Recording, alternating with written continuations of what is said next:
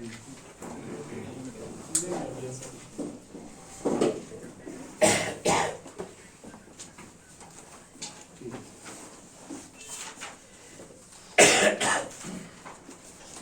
जी, कल जो अपन ने जावा में स्टार्ट किया था, एक बार हल्का सा रिवाइज कर लेते हैं। हमने बात स्टार्ट की थी कि जावा के अंदर 4 तरीके के एप्लीकेशंस हैं जो कि सामान्यतः हम बनाते हैं। हम जब बात कर रहे थे, हमने सबसे पहले कहा डेस्कटॉप एप्लीकेशंस या स्टैंडअलोन एप्लीकेशंस। हमने कहा अच्छी डेस्कटॉप एप्लीकेशंस जावा के अंदर बनाई जा सकती है, हालांकि नहीं बनाई जाती है।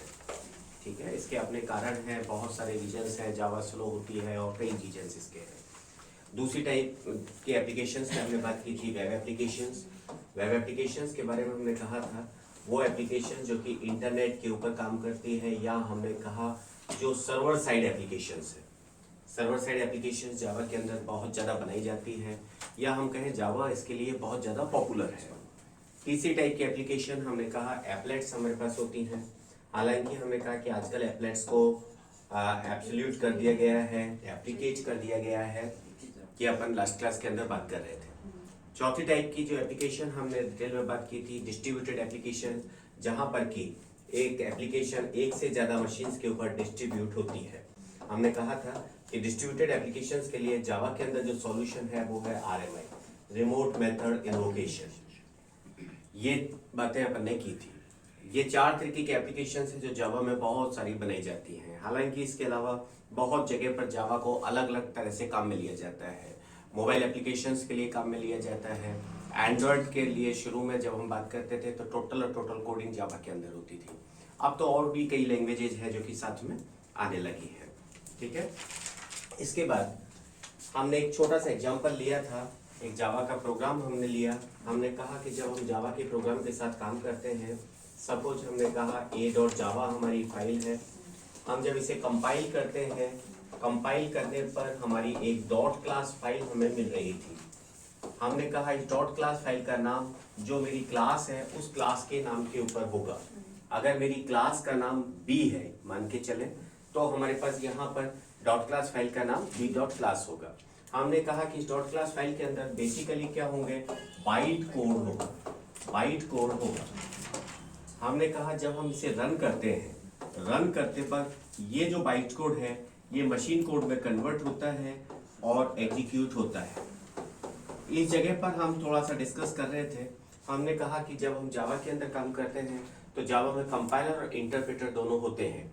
जब हमारी dot Java file dot class में कन्वर्ट हो रही है उस जगह पर कंपाइलर काम करता है, लेकिन जब हम रन कर रहे हैं उस केस में इंटरप्रेटर काम करता है।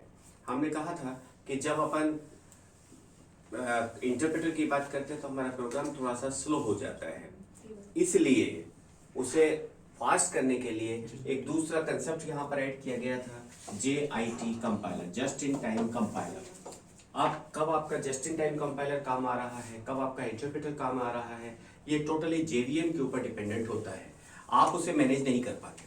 उसे मैनेज कौन करता है, आपका JVM मैनेज करता है। अपनी रिक्वायरमेंट के हिसाब से JVM उसे मैनेज करेगा। यहाँ तक हमने लास्ट क्लास के अंदर पढ़ा था। इसमें कोई डाउट, कोई क्वेश्चन? चलिए आगे बढ़ते। लास्ट क्लास के अंदर बहुत सारी चीजें हमने डिस्कस नहीं की थी। हमने केवल और केवल एक जावा को जस्ट एक कंसेप्ट लेकर छोड़ दिया था। अब अपन इसकी डिटेल में आते हैं कि कौन से फीचर्स हैं जिसने जावा को इतना पावरफुल बनाया। सबसे पहले जनरल बात जब अपन करते हैं, हम कहते हैं भाई जावा सिंपल है, जावा इज सिंपलर। सिंपल कैसे है? हमने तो आज तक यही सुना था जावा टफ है, हमने तो यही सुना था कि भाई बाकी तो ठीक है लेकिन जावा से पार पाना बड़ा भारी काम है। फिर सिंपल कैसे है? हमने जो पहले जावा से पहले जो लैंग्वेजेस पढ़ी थी एक बार उनको जरा देख के आए। सी में सबसे ज्यादा टफ चीज कौन सी है? पॉइंट। दिल की आवाज सबसे पहले निकलती है पॉइंट। C++ में क्या निकलता है सबसे पहले? मल्टीपल इनहेरिटेंस, वर्चुअल फंक्शंस, वो तमाम चीजें आपकी नहीं आती है ना? Multiple inheritance, operator overloading,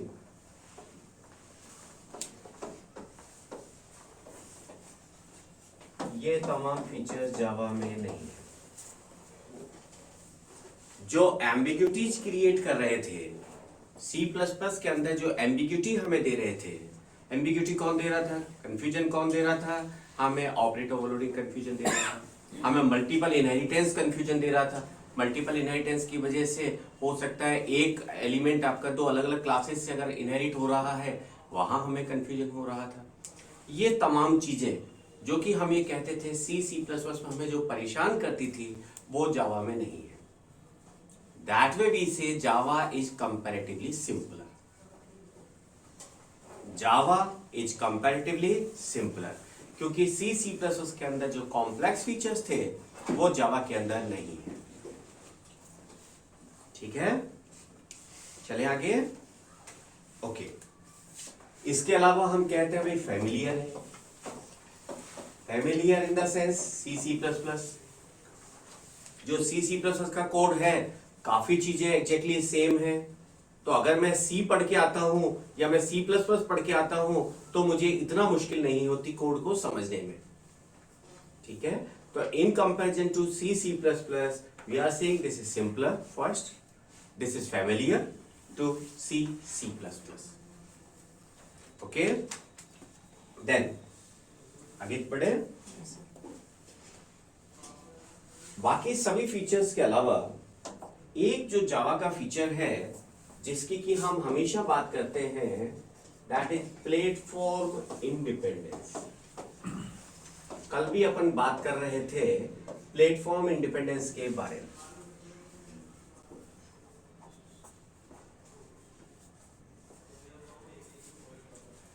platform से हमारा मतलब है hardware and operating system. Platform से हमारा मतलब है हार्डवेयर एंड ऑपरेटिंग सिस्टम।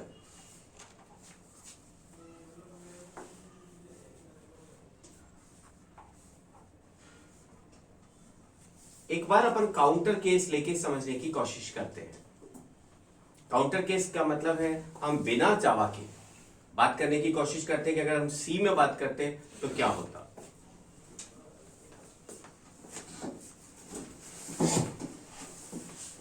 मान के चले सी के अंदर हमने एक प्रोग्राम बनाया,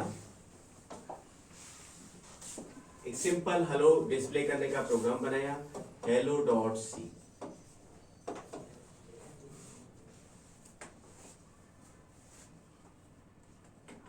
इस प्रोग्राम को आपने विंडोज ऑपरेटिंग सिस्टम के ऊपर कंपाइलिंग किया। विंडोज ऑपरेटिंग सिस्टम के ऊपर कंपाइलिंग किया तो हमें कौन सी फाइल मिलती है भैया? hello.exe। hello.exe।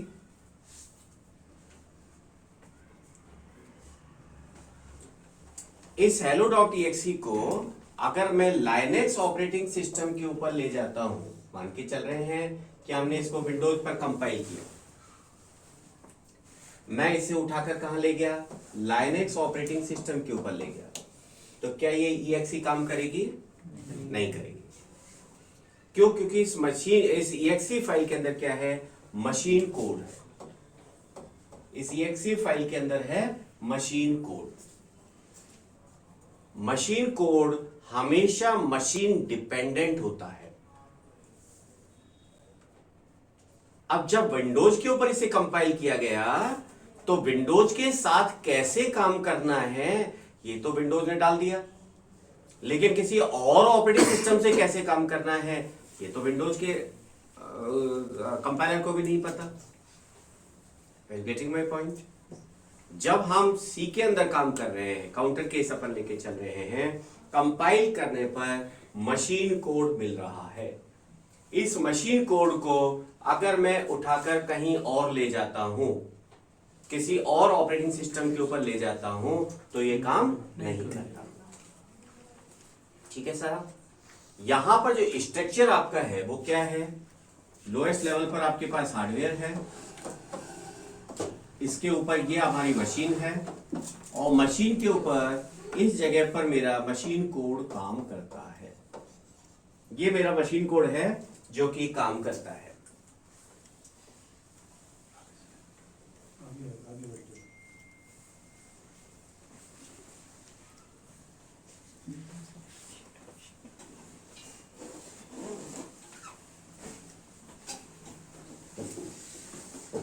ठीक बात है साहब।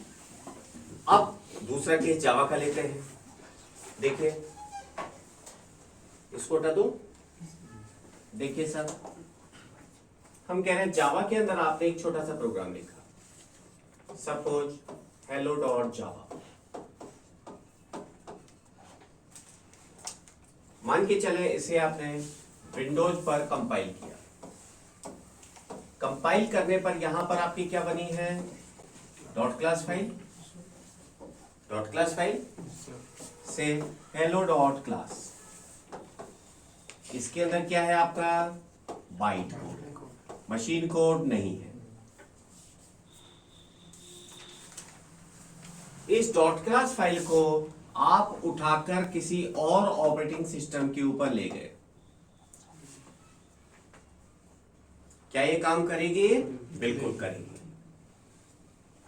इस डॉट क्लास फाइल को मैं यहां से उठाकर किसी और ऑपरेटिंग सिस्टम के ऊपर ले जाता हूं, यस दिस विल वर्क।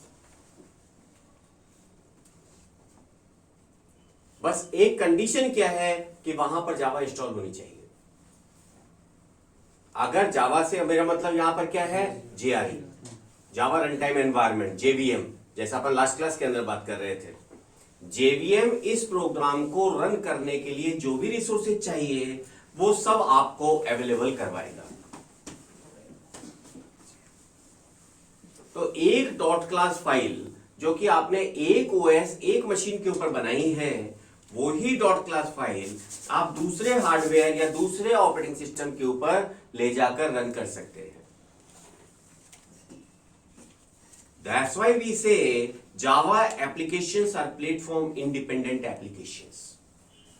जैसा कि लास्ट क्लास में हम बात कर रहे थे, Java applications are platform independent, but Java itself is platform dependent. क्योंकि यहां पर जो स्ट्रक्चर काम करेगा, आपने कहा यहां पर हार्डवेयर है, हार्डवेयर के ऊपर मेरा ओएस है, ओएस के ऊपर मेरी जेवीएम की लेयर है, जावा वर्चुअल मशीन, और यहां पर मेरा डॉट क्लास फाइल है। अब मेरे ओएस से डायरेक्ट इंटरेक्ट कौन कर रहा है, जेवीएम। तो JVM must be platform dependent. Java itself is platform dependent, Java applications are platform independent. I hope 100% clear है। Java applications are platform independent, Java itself is platform dependent.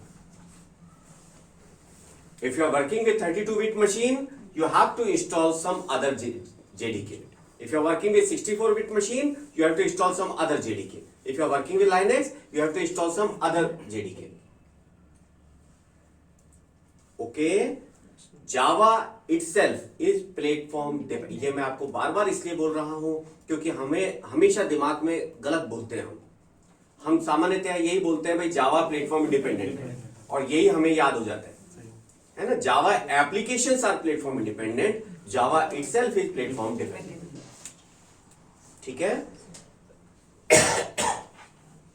अब आप कहेंगे भाई क्या फर्क पड़ गया, जावा तो प्लेटफॉर्म डिपेंडेंट ही है, फर्क क्या पड़ गया यहां पर जावा एप्लीकेशन प्लेटफॉर्म डिपेंडेंट करने से? जरा सोच के देखिए। आपने एक सॉफ्टवेयर बनाया, आपने सी के अंदर एक सॉफ्टवेयर बना दिया। इस सॉफ्टवेयर को आपको 32-बिट मशीन के लिए बनाना है, 64-बिट मशीन के लिए बनाना है, लाइनेक्स के लिए बनाना है, और सपोज मैकमोटिव के लिए बनाना है, अलग अलग जगह चलाना है। आप क्या करेंगे, इसको अलग अलग जगह से कंपाइल करेंगे। कंपाइल करने के बाद अलग अलग जगह आप इसे कंपाइल करेंगे। कंपाइल करने के बाद आप इसे अपलोड कर देंगे। भाई 64-बिट वाले इसे डाउनलोड कर ले, 32-बिट वाले इसे डाउनलोड कर ले, ये तो चलेगा। कल को सपोज कोई चेंज हो गया, कोई चेंज करना पड़ गया, ठीक है, कल को अगर कोई चेंज करना पड़ गया फिर क्या करेंगे सर? मॉडिफाई करने के बाद वापस से सब पे कंपाइल करेंगे, फिर सबको डिस्ट्रीब्यूट करेंगे, फिर सबको डिस्ट्रीब्यूट करेंगे। एक तरीका। दूसरा तरीका क्या है? हमने जावा के अंदर प्रोग्राम बनाया, प्रोग्राम बना के हमने अपलोड कर दिया। भैया कोई सा भी ऑपरेटिंग सिस्टम हो, डाउनलोड कर लो, रन कर लो, जावा इंस्टॉल होनी चाहिए, खत्म। तो कौन सा आसान हो गया हमारे लिए? हमारे लिए डेफिनेटली आसान हो गया जब हम एप्लीकेशन प्लेटफॉर्म इंडिपेंडेंट बना रहे हैं तो। ठीक है, any doubt up to this point? ये सबसे ज्यादा इंपॉर्टेंट फीचर है जो कि जावा का अपन मानते हैं, प्लेटफॉर्म इंडिपेंडेंस। चले आगे। जावा को हाईली सिक्योर माना जाता है। सामान्यतः ये कहा जाता है कि भाई जावा की एप्लीकेशन है तो वायरस आने के चांसेस नहीं होंगे। अब वायरस क्यों आएंगे पहले अपन ये समझते हैं। मतलब जावा जो लैंग्वेज है वो फिर जेवीएम डिपेंडेंट है। जी, JVM is dependent, JVM is OS JVM dependent, JVM is OS dependent. हाँ, JVM is OS dependent जी। and Java itself Is language is dependent on JVM. No. See, JVM is nothing but Java itself. Okay. JVM is nothing but Java. हाँ, जावा का वो portion जो कि किसी भी programme को रन करने के लिए रेस्पॉन्सिबल है, ठीक है। That is JVM. जी। तो जेवीएम और जावा दोनों को आप अलग अलग नहीं, एक ही तरह मानिए। जेवीएम और जावा एक ही बात है, आप एक तरह से ये मान के चलिए। इस वक्त जब आप बात कर रहे हैं ना जेवीएम की, तो JVM, what is JVM? Last class के अंदर अपन डिटेल में बात कर रहे थे। हमने कहा था जब अपन जावा को इंस्टॉल करते हैं बेसिकली हम जेडीके इंस्टॉल करते हैं। जेडीके के अंदर हमने कहा एक तो आपका जेआरई वाला टूल होता है और कुछ अदर एक्टिव आपके पास यूटिलिटीज होती है। जब आप जेवीएम को जेआरई को इंस्टॉल करते हैं तो आपके ओएस के ऊपर, ये जो आपका ओएस है इसके ऊपर एक वर्चुअल लेयर यहाँ पर ये बनाता है जिसे हमने जेवीएम कहा है। ठीक है। अब जो मेरा जावा का प्रोग्राम होगा वो यहाँ पर रन करेगा। तो मेरे लिए जब मैं मेरी हेलो डॉट क्लास को रन कर रहा हूं तो मेरे लिए तो जेवीएम ही जावा है। मेरे लिए तो जावा जो भी चीजें मुझे प्रोवाइड कर रहा है, ओएस प्रोवाइड कर रहा है, मेमोरी प्रोवाइड कर रहा है, हार्डवेयर जो भी दे रहा है, प्रोसेसर जो भी दे रहा है, मेरे लिए तो जेवीएम है ना। तो इस पर्टिकुलर जगह पर अगर मैं बात करूं तो जेवीएम और जावा में कोई डिफरेंस नहीं है इस जगह पर, ठीक है ना। हाँ, अपन जो बात कर रहे हैं वो क्या है कि जो मेरी एप्लीकेशन है, जावा का प्रोग्राम है, वो प्रोग्राम तो प्लेटफॉर्म इंडिपेंडेंट है। एक जावा का प्रोग्राम आप अलग अलग ऑपरेटिंग सिस्टम, अलग अलग मशीन पे रन कर सकते हैं। जावा का प्रोग्राम का मतलब डॉट क्लास फाइल, लेकिन जावा सब में अलग अलग है। अगर आप 64 बिट मशीन के ऊपर काम करेंगे तो आप कोई अलग जावा डाउनलोड करेंगे। अगर आप 32 बिट मशीन के ऊपर काम करेंगे तो अलग जावा डाउनलोड करेंगे। अगर आप लाइनेक्स पे काम करेंगे तो अलग जावा डाउनलोड करेंगे। यहां पर हम जावा और जेवीएम को एक साथ काम में ले रहे हैं, एक ही बात मान रहे हैं। इस पर्टिकुलर जगह पर जावा और जेवीएम में हम फर्क नहीं बता पा रहे, ठीक है ना। Although JRE is subset of JDK and JVM is just environment. कोई ऐसी चीज नहीं है कि हम कहें भाई ये जेवीएम है, ठीक है ना। JRE is product, last class के अंदर अपन बात कर रहे थे, JRE is product, JDK is product, JVM is not a product. आप जेवीएम डाउनलोड नहीं कर सकते, आप डाउनलोड तो या तो जेआरई करेंगे या जेडीके करेंगे। तो प्रोडक्ट आपके पास क्या है? जेआरई है और जेडीके है। JVM is not the product, JVM is just an environment which is being provided to run your Java applications. 100%? आगे बढ़े? Sure? चलिए, सिक्योर। हम कहते हैं भाई Java applications are highly secure applications. देखिए, सिक्योरिटी की जब हम जावा के अंदर बात करते हैं तो सबसे ज्यादा जो जरूरी हमारे पास आती है वो आती है एप्लेट्स के केस में सिक्योरिटी। लास्ट क्लास में हम बात कर रहे थे कि आपकी जो एप्लेट होती है, एप्लेट सर्वर से क्लाइंट पर आती है और क्लाइंट पर आकर रन होती है। ये तो अपन पढ़ रहे थे। सर्वर से क्लाइंट पर फाइल आती है, क्लाइंट पर आकर रन होती है, उसे हमने एप्लेट कहा। अब सर्वर से कोई फाइल आई, मैं तो अपने नेट पे काम कर रहा था, मैंने www.abc.com किसी वेबसाइट को विजिट किया, मुझे क्या पता है एप्लेट क्या होती है। As a non technical user मैंने तो सिंपल एक HTML पेज पे क्लिक किया था, वो HTML पेज मेरा आके खुल गया, पता नहीं उसके अंदर का एप्लेट नाम की क्या फफूंद आ गई, मेरे पीसी को फॉर्मेट कर दी, या मेरे पीसी के किसी डेटा को उठा ले गई, मेरे यहाँ के किसी डेटा को चोरी कर लिया। पॉसिबल है, प्रोग्रामिंग तो है। मुझे उन सब से कौन बचाएगा? JVM बचाएगा। जावा की जो एप्लेट है जब रन होगी तो वो अपने एक सैंडबॉक्स के अंदर काम करती है। जब आपका जावा का कोई प्रोग्राम रन हो रहा है, या हम कहें सर्वर से क्लाइंट पर कोई प्रोग्राम आकर रन हो रहा है, तो वो अपने एक एरिया के अंदर ही काम करेगी। आपके किसी फाइल के रिसोर्स, आपके पीसी के रिसोर्स, आपके डेटा को नहीं छेड़ सकती। उन सब से आपको कौन बचा रहा है? JVM बचा रहा है। Is this point clear? Clear? हम ये क्या कह रहे हैं? सर्वर से क्लाइंट पर जितने जावा के प्रोग्राम अगर आ रहे हैं तो वो एक अपनी JVM के पार्ट में ही रन होंगे, वो मेरे पीसी के रिसोर्सेज को काम में नहीं ले सकते। ठीक है? जब काम में नहीं ले सकते तो वो डैमेज भी नहीं कर सकते। ठीक बात है सर? पॉइंटर अगर नहीं है उससे भी सिक्योरिटी बढ़ेगी ना सर? पॉइंटर नहीं हो तो उससे सिक्योरिटी बढ़ेगी। फार पॉइंटर जो है वो डायरेक्ट देखिए, इस तरीके की नेटिव एपीआई आप जावा में भी काम में लेते हैं, है ना?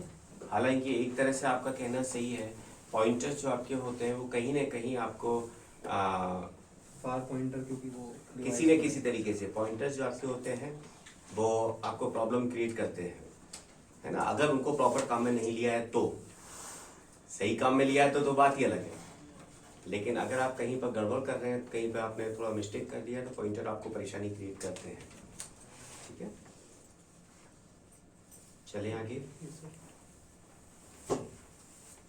ओके, ये जो छोटे छोटे कंसेप्ट्स हैं ये आपको क्लियर रहने चाहिए बिल्कुल। चलिए, हम कहते हैं भाई Java applications are highly robust applications. Java applications are highly robust applications.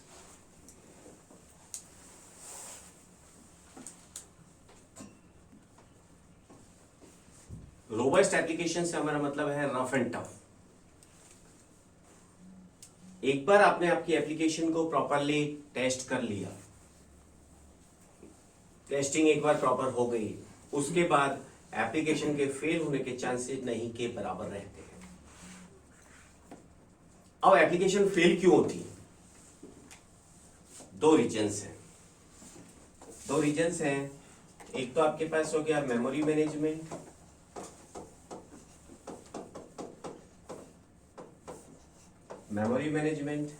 और एक आपके पास है रन टाइम पर आने वाली errors. Run time errors, memory management and run time पर आने वाली एरर्स। दो वजह से सामान्यतः हमारी जो एप्लीकेशंस होती हैं रन करते करते बीच में फेल हो जाती है। कोई भी सॉफ्टवेयर आप देखेंगे, सॉफ्टवेयर आपका बीच में अचानक रन हो रहा है, एक गंदी सी एरर देगा, टर्मिनेट हो जाएगा। ऐसा कई बार होता है। दो रीजन से होता है, पहला मेमोरी मैनेजमेंट की वजह से और दूसरा रन टाइम पर आने वाली एरर्स की वजह से। जावा में मेमोरी मैनेजमेंट की एरर आने के चांसेस नहीं के बराबर होते हैं।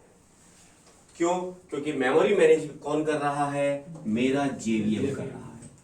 मेमोरी मैनेजमेंट हम कर ही नहीं रहे, प्रोग्रामर कर ही नहीं रहे। मेमोरी मैनेजमेंट तो कौन कर रहा है? JVM कर रहा है।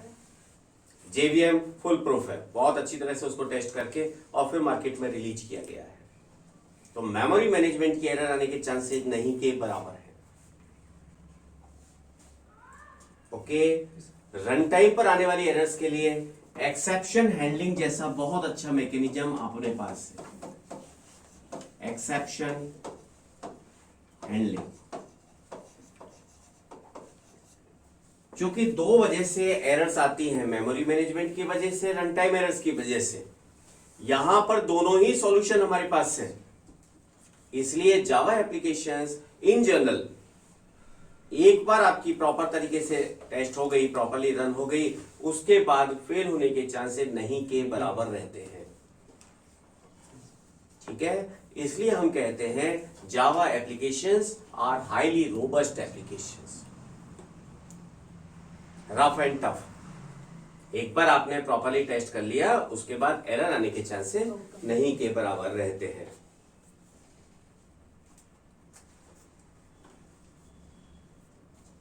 ठीक है साहब, हमारी बुक्स के अंदर बहुत सारे अलग अलग तरीके के की बात की गई है, बहुत सारे एडवांटेजेस वगैरह लिए गए, बहुत सारे फीचर्स लिए गए हैं हर लैंग्वेज के। मैं इन फीचर्स को बहुत ज़्यादा डिटेल में अब नहीं जाना चाहता। एक हल्का सा आइडिया हमें यह चाहिए था कि भाई जावा में क्या है, और धीरे धीरे जैसे मल्टी थ्रेडिंग अपन पढ़ेंगे तब हमें एक्चुअली क्लियर हो पाएगा मल्टी थ्रेडिंग का मतलब क्या है, और तब हमें पता चली जाएगा भाई जावा मल्टी थ्रेडिंग अवेलेबल है। ठीक है ना, इसलिए मैं उस थ्योरेटिकल पोर्शन में बहुत ज़्यादा नहीं जाना चाहता। राइट, एक फीचर जो जावा का यहाँ पर है, जो कि बहुत इंपॉर्टेंट है, लेकिन अपन इसको आगे बात करेंगे। Object oriented.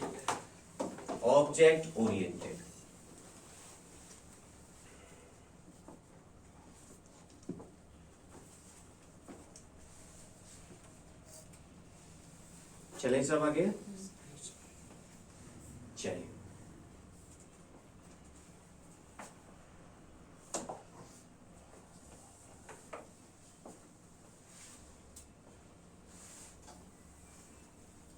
एक छोटा सा प्रोग्राम हमने लास्ट क्लास के अंदर रन किया था, वापस उसी पर आते हैं।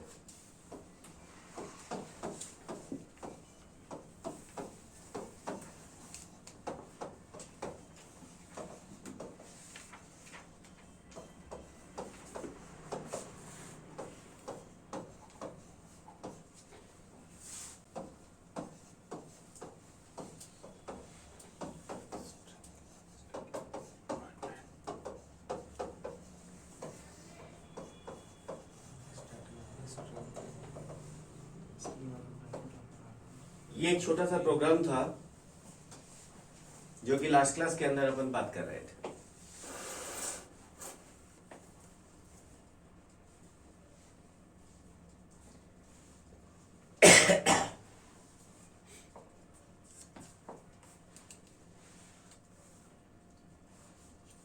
हमने कहा था कि इसको हम किसी भी नाम से सेव कर सकते हैं। मान के चले इसको मैंने सेव किया b.java के नाम से, b.java के नाम से। हमने कहा कि जब मैं इसे कंपाइल करता हूं, सपोज सी टाइप टेस्ट के अंदर मैंने इसे सेव किया, हमने कहा जब मैं इसे कंपाइल करता हूं, मैं कंपाइल करूंगा लाइक सी जावा सी b.java, एक डॉट क्लास फाइल बन जाएगी। उस डॉट क्लास फाइल का नाम इस क्लास के नाम के जैसा होगा। हम बात कर रहे थे यहाँ पर जो फाइल आपकी बनेगी a डॉट क्लास फाइल बन जाएगी, और मैं इस a डॉट क्लास को यहाँ से रन कर सकता हूँ जावा a। रन हमेशा डॉट क्लास फाइल के नाम को करते हैं जिसके अंदर मेन है। ठीक है, इस मेन में जाके हेलो डिस्प्ले होगा। ये अपन लास्ट क्लास के अंदर बात कर रहे थे। ये एक छोटा सा प्रोग्राम हमने लास्ट में देखा था।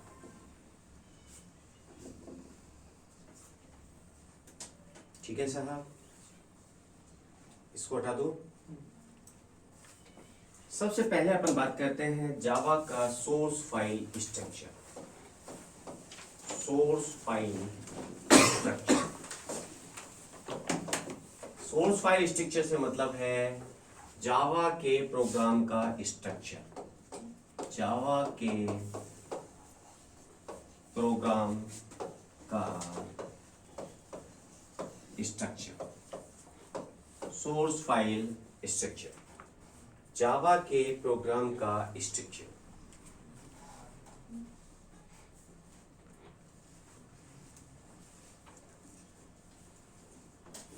जावा की जो फाइल है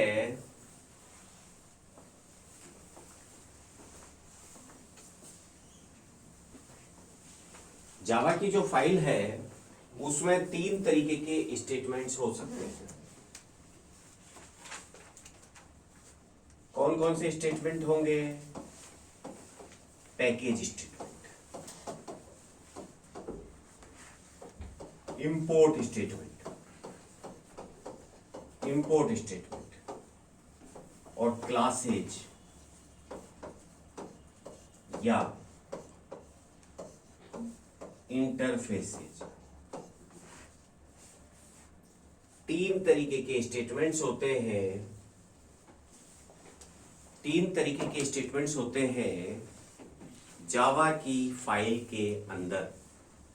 3 तरीके के स्टेटमेंट्स होते हैं जावा की फाइल के अंदर। सबसे पहला पैकेज स्टेटमेंट, इसके बाद इंपोर्ट स्टेटमेंट्स,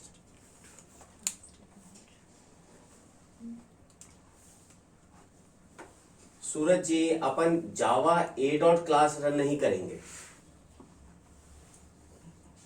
देखिए अगर मैं यहां पर जावा ए डॉट क्लास लिखता हूं तो आई गेट एरर। जावा आप ए ही लिखेंगे, ए डॉट क्लास लिखने का मतलब क्या हो गया, इस बात को समझिए।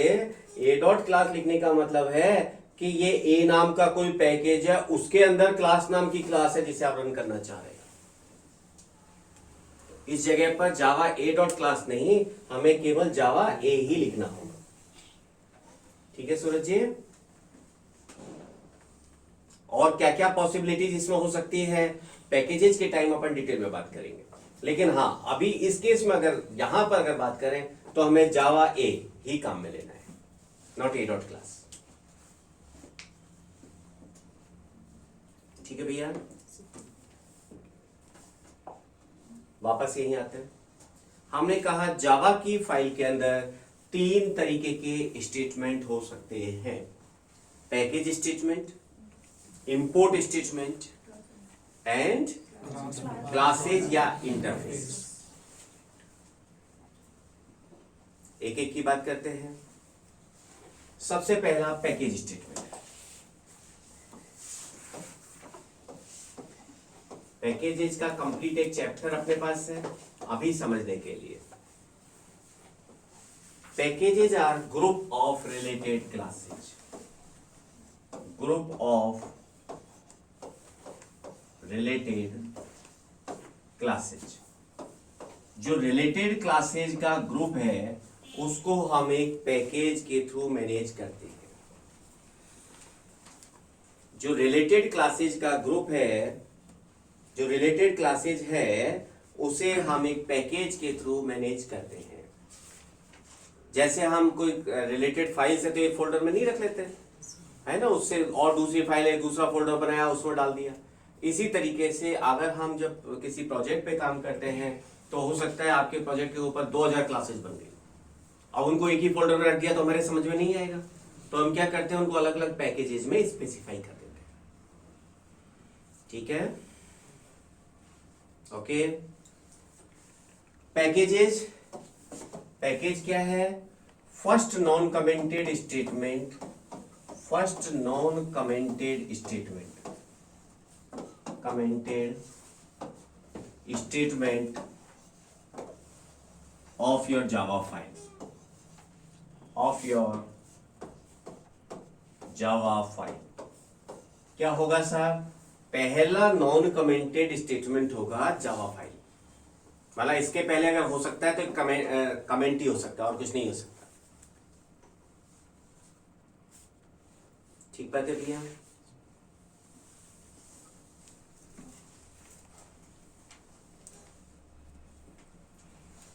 केवल 0 या 1 स्टेटमेंट होंगे, 1 पैकेज स्टेटमेंट, एक से ज्यादा नहीं हो सकता।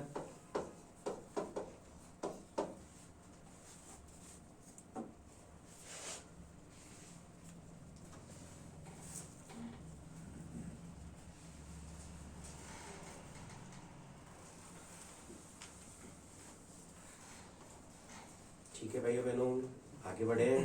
लास्ट वाला पॉइंट एक बार वापस से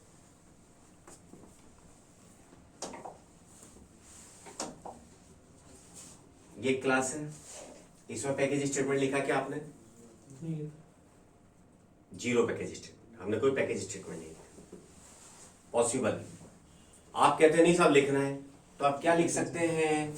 पैकेज, कोई भी नाम, जैसे हमने कहा भाई P1 है सब, मतलब कि ये जो A क्लास है ये P1 पैकेज से रिलेटेड है। ओके, लेकिन अगर मैं दोबारा लिखना चाहूं पैकेज P2 तो नहीं लिख सकता, या तो 1 होगा या 0 होगा। एक से ज्यादा पैकेज स्टेटमेंट नहीं हो सकते, एक से ज्यादा पैकेज स्टेटमेंट एक जावा फाइल में नहीं हो सकते। ओके, और इसके पहले अगर कुछ लिखेंगे तो केवल कमेंट लिखेंगे, इसके पहले और कुछ हो ही नहीं सकता, होगा तो केवल क्या होगा? कमेंट्स होंगे। बात क्लियर? ठीक है भैया, चलिए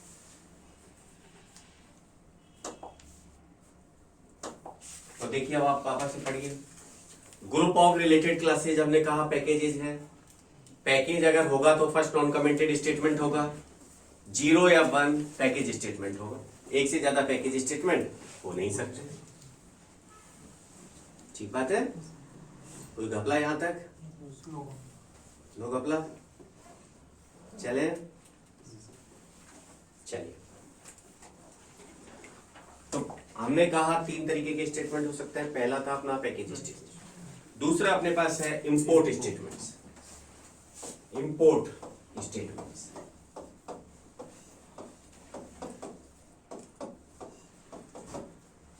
किसी पैकेज से रिलेटेड क्लासेज को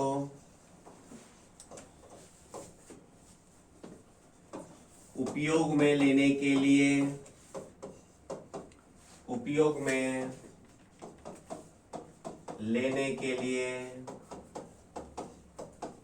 इंपोर्ट करना जरूरी है, इंपोर्ट करना होगा। जिस पैकेज को आपको यूज में लेना है हमें क्या करना पड़ेगा? उसे इंपोर्ट करना पड़ेगा। आसान बात है। कितने भी स्टेटमेंट हो सकते हैं, 0 और मोर, 0 और कितने भी इंपोर्ट स्टेटमेंट हो सकते हैं, 0 और मोर कितने भी इंपोर्ट स्टेटमेंट हो सकते हैं।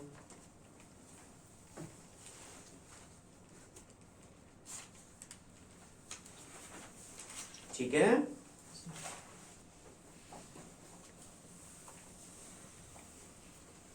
अगर हम किसी पैकेज को इंपोर्ट ना भी करें तो एक पैकेज ऑटोमेटिकली इंपोर्ट होता है, java.lang।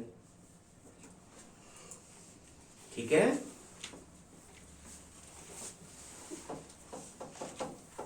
even if we do not import any package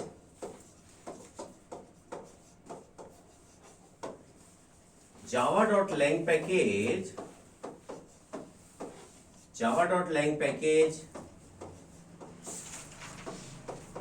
is imported automatically।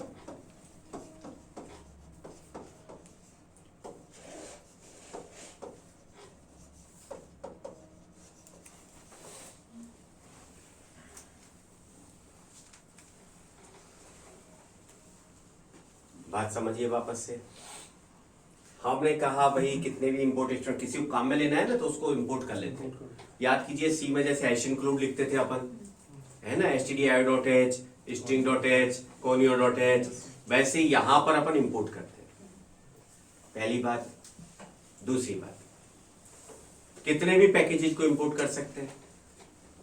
और तीसरी बात, अगर आपने किसी पैकेज को इंपोर्ट नहीं भी किया तो भी java.lang ऑटोमेटिकली इंपोर्ट हो जाएगा। ठीक है, इसीलिए तो जब आप ये प्रोग्राम रन कर रहे थे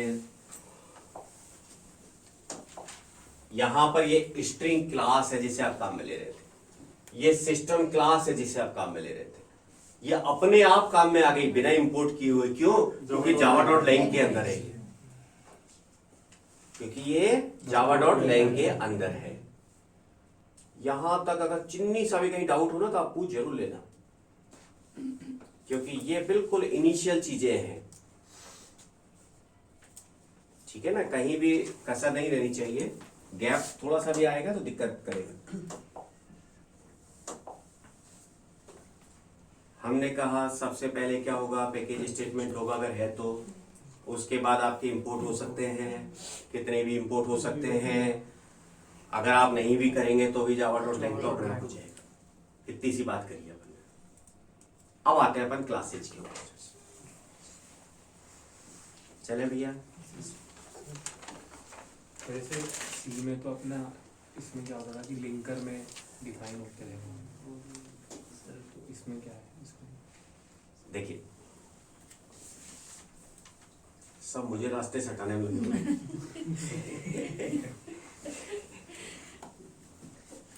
सभी के रास्ते में मैं आ जाता हूँ। देखिए इनका क्वेश्चन समझ में आया आपके? ये कहना चाह रहे हैं कि जब अपन सी में काम करते हैं तो स्ट्रिंग डॉट एच होती है, कोनियो डॉट एच होती है, stdlib डॉट एच होती है। उनके लिए हम लाइब्रेरी में डिफाइन करते हैं, लिंकर में डिफाइन करते हैं। तो जब आप कंट्रोल F9 प्रेस करते हैं तो पहले तो कंपाइल होता है, फिर लिंक होता है। जब लिंक होता है तो वो उन जो लाइब्रेरी फाइल्स है उनके साथ में लिंक करता है। ये कहना चाह रहे हैं आप? जावा में ऐसा क्या होता है? देखिए इसको हटा रहा हूं मैं। जब आप सी में काम करते हैं, सी में जब आप काम करते हैं तो स्टैटिक बाइंडिंग होती है। जब आप जावा में काम करते हैं तो डायनेमिक बाइंडिंग होती है। क्या मतलब है, बात करते हैं।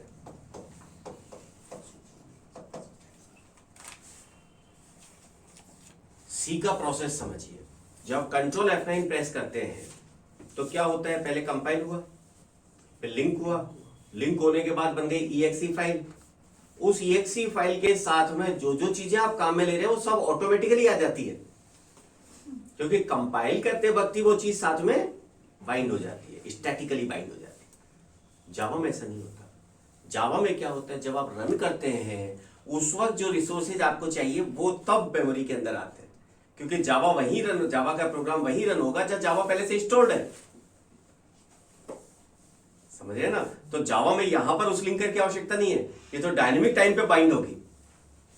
हाँ, अगर क्लास अवेलेबल नहीं है तो डायनेमिक टाइम पर, रन टाइम पर एरर आपको देगा। ठीक है, क्लास नॉट फाउंड एक्सेप्शन जिसे आप कहते हैं वो एरर है। ओके, यहां तक कोई डाउट? चले आगे। कितनी भी डॉट क्लास फाइल्स हो सकती हैं, बोर्ड पर लिखने के बाद थोड़ा से साइड में हो जाया करें। आफ्टर ऑल सब मुझे साइड में। ठीक है गोविंद जी, मैं ध्यान रखूँ।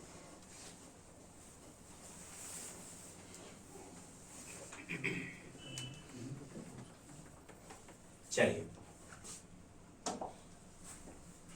जावा की सोर्स फाइल स्ट्रक्चर। सबसे पहले अपन ने पैकेज की बात की, अपन ने इंपोर्ट की बात की, तीसरी बात अपनी क्लास। देखिए सर, मान के चले एक क्लास है ए, मैं शॉर्ट कर दूं पब्लिक स्टैटिक वॉइड मेन, मैं शॉर्ट में लिख रहा हूं।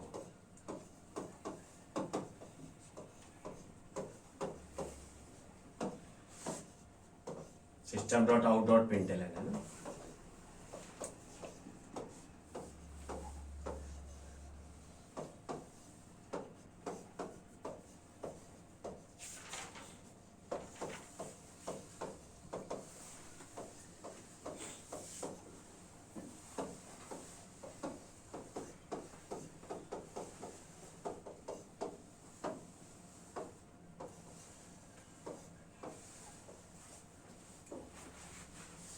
एक सिंपल फाइल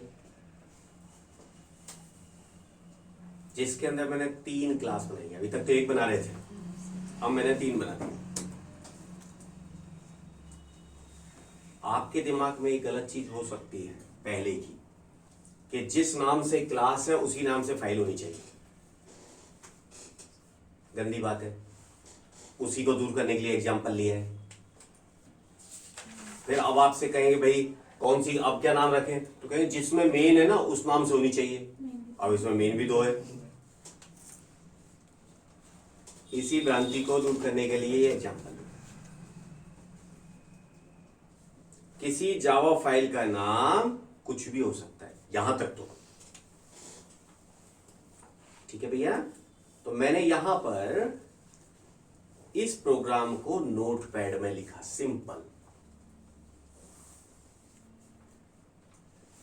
ठीक है भैया। और नोटपैड में लिख के मैंने इसको सेव कर दिया x.java के। आप लिख रहे हैं तो लिख लीजिए, लिख लीजिए, फिर अपन बात करते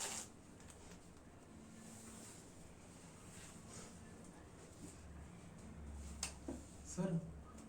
सर java.lang है गोविंद जी, LANG। सर जैसे मेन फंक्शन कॉल होता है, तो जैसे C++ में तो कोई आर्गुमेंट नहीं देते अपन जी यहाँ, जैसे ये स्ट्रिंग एरे है, ये एज ए आर्गुमेंट जा रहा जी, है। कमांड लाइन आर्ग्यूमेंट आता है। तो मतलब इसको पास कौन करता है इसमें स्ट्रिंग? आपका JVM। तो स्ट्रिंग मतलब कुछ भी? अभी अपन बात करेंगे एरे पढ़ते वक्त इसको। अच्छा। अभी तो अपने को आता नहीं ना, अभी तो अपन ये मान रहे हैं कि ये जो मेन है बिल्कुल C जैसा मेन है, बस ऐसे ही लिखना है अभी तो, है ना। इसका एग्जैक्ट मतलब क्या है वो अपन आगे बात करेंगे।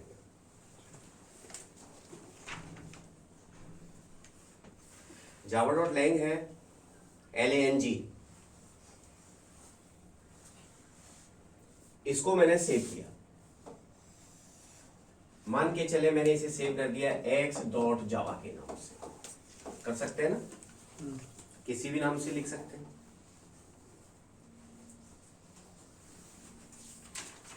जब मैं इसे कंपाइल करता हूं, C ड्राइव टेस्ट के अंदर से मैंने किया जावा C x.java, ऐसे ही पढ़ा था अपन ने।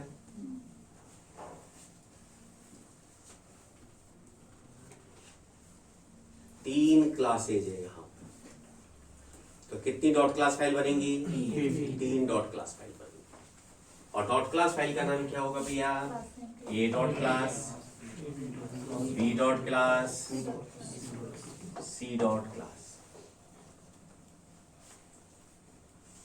मैंने आपको आप चला के पागल बनाने के लिए C में मेन नहीं लिखा है, टेंशन मत लीजिएगा। उसकी भी डॉट क्लास फाइल बनेगी, इसकी भी डॉट क्लास फाइल बनेगी।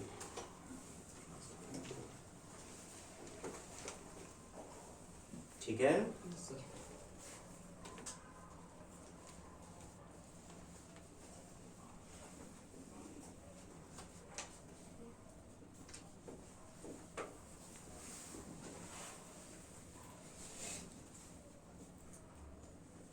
हमारी एक फाइल है x.java।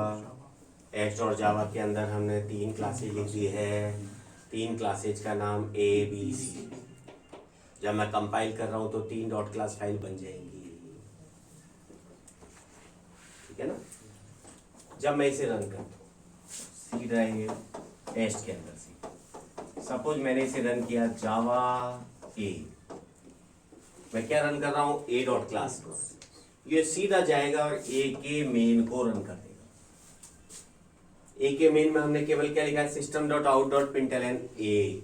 आपका आउटपुट क्या होगा? इसको B और C से कोई लेना देना नहीं है। जिस क्लास को मैं रन कर रहा हूं उसका मेन मेथड एग्जीक्यूट होगा। ठीक है ना। इससे कोई फर्क नहीं पड़ता दूसरी कितनी क्लासेज है। ठीक है भैया।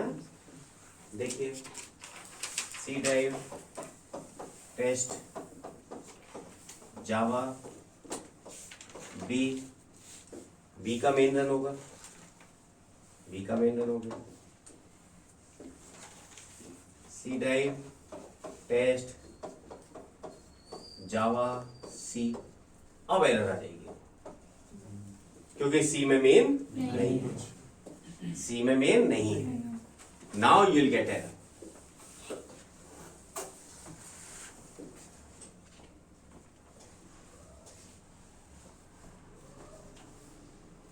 रुक ही गए हो तो 5 मिनट और रुक जाओ।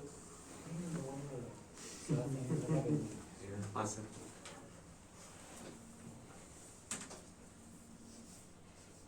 मुझे भी थोड़ा कंप्यूटर सिखा देना जिससे आपको परेशान नहीं करूं।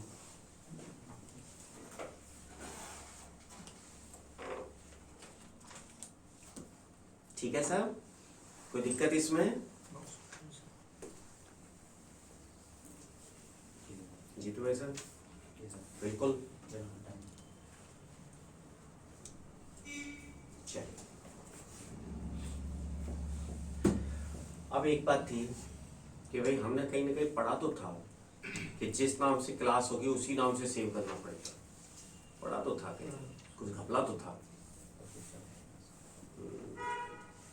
अगर मेरी फाइल के अंदर एक भी पब्लिक क्लास है, सपोज मैंने यहां पर इस क्लास को पब्लिक बना दिया, अब ये जरूरी हो जाएगा कि मैं इसको पब्लिक क्लास के नाम पर सेव करूं। अगर मेरी फाइल के अंदर एक भी पब्लिक क्लास है तो हमें पब्लिक क्लास के नाम से सेव करना पड़ेगा।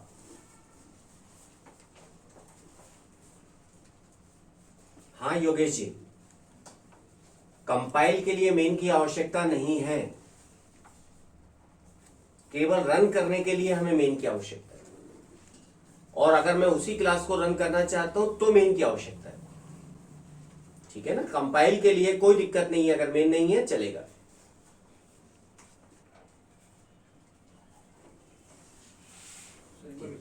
एक बार वापस से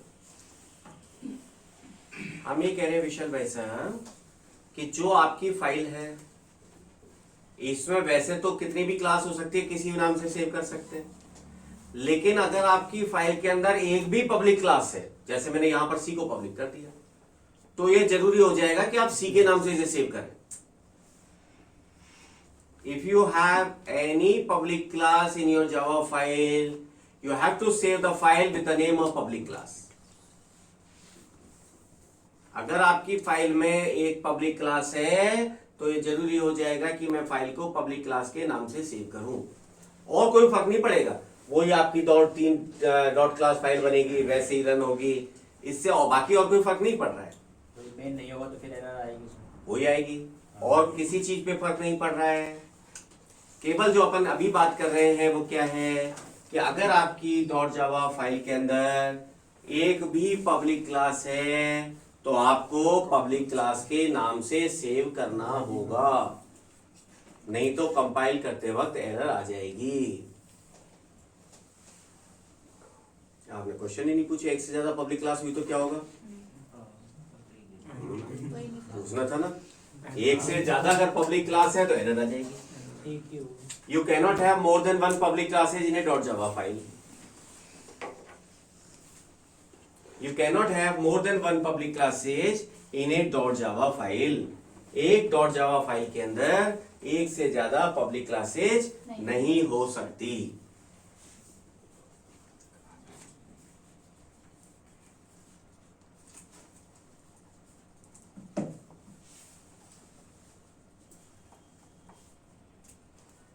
ठीक है सर,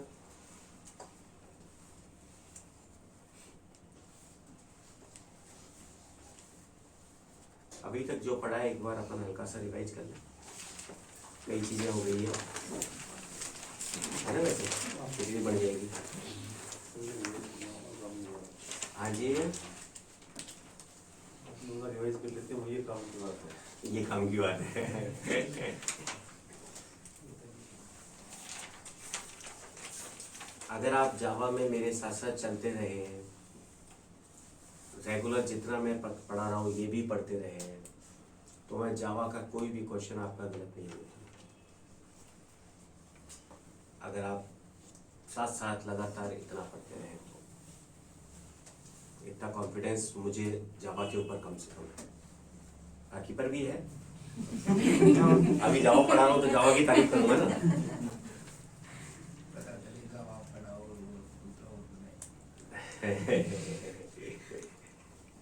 चलिए, अपन ने स्टार्ट किया था जावा में हम 4 तरीके के एप्लीकेशन सामान्यतः बना सकते हैं। हमने बात की थी desktop applications, web applications, applets and distributed applications. इन चारों की बात अपन ने की। इसके बाद हमने इसके फीचर्स के ऊपर हम आए। फीचर्स पे जो हम जनरल फीचर्स की बात कर रहे थे, हमने कहा भाई जावा कंपैरेटिवली सिंपलर है क्योंकि C++ के जो कॉम्प्लेक्स फीचर्स है वो यहाँ पर नहीं है। हमने कहा भाई सिक्योर है, रोबस्ट है। एक डिटेल में जो हम गए थे प्लेटफॉर्म इंडिपेंडेंस। हमने कहा जावा के जो प्रोग्राम होते हैं वो प्लेटफॉर्म इंडिपेंडेंट होते हैं। प्लेटफॉर्म इंडिपेंडेंस से हमारा मतलब है जावा का जो एक प्रोग्राम है जो आपने एक जगह पर बनाया, वो सेम प्रोग्राम आपको कहीं पर भी किसी भी दूसरे ऑपरेटिंग सिस्टम के ऊपर ले जाकर आप रन कर सकते हैं। तो ये जनरल बातों के बाद में हम आ गए थे अपने सोर्स फाइल स्ट्रक्चर के ऊपर। सोर्स फाइल स्ट्रक्चर से मतलब हमारा है जावा की फाइल का स्ट्रक्चर। कि जब अपन जावा की फाइल के स्ट्रक्चर की बात करते हैं तो जावा की फाइल में 3 तरीके की स्टेटमेंट हो सकते हैं। हमने कहा पैकेज स्टेटमेंट होंगे, इंपोर्ट स्टेटमेंट होंगे, क्लासेज या इंटरफेसेज होंगे। पैकेज स्टेटमेंट हमने कहा अगर आपकी फाइल के अंदर होता है that will be first non commented statement of the Java file. हमने कहा पैकेज स्टेटमेंट अगर होगा that will be at most 1 package statement. एक से ज्यादा पैकेज स्टेटमेंट नहीं हो सकता। अगर आप नहीं लिखना चाहते पैकेज स्टेटमेंट कोई बात नहीं, उस केस में जो हमारी क्लास है वो डिफॉल्ट पैकेज में कही जाती है। डिफॉल्ट पैकेज में कही जाती है। अगर मैं पैकेज स्टेटमेंट नहीं लिखता हूँ तो मेरी डॉट क्लास फाइल जो जाएगी वो डिफॉल्ट पैकेज में कही जाएगी। इसके बाद हमने कहा इंपोर्ट स्टेटमेंट हो सकते हैं। कितने भी इंपोर्ट स्टेटमेंट आप लिख सकते हैं। अगर आप किसी को भी इंपोर्ट ना करें तो java.lang नाम का जो पैकेज है वो ऑटोमेटिकली इंपोर्ट होता है। ठीक है। तीसरी बात फिर हमने कहा कि भाई कितनी भी क्लासेज आपकी फाइल के अंदर हो सकती है। अगर आपकी फाइल के अंदर कितनी भी क्लासेज हैं आप किसी भी नाम से आपकी फाइल को सेव कर सकते हैं। जब आप कंपाइल करेंगे तो जितनी क्लासेज होंगी उतनी डॉट क्लास फाइल्स आपकी बनेंगी।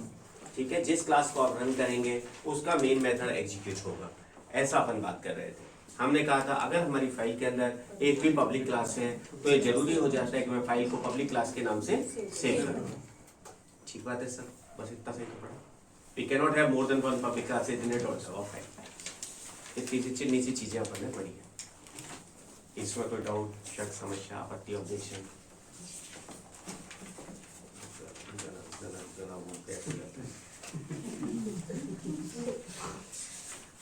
ठीक है। 2-3 मिनट के बाद अपन अपना DBMS का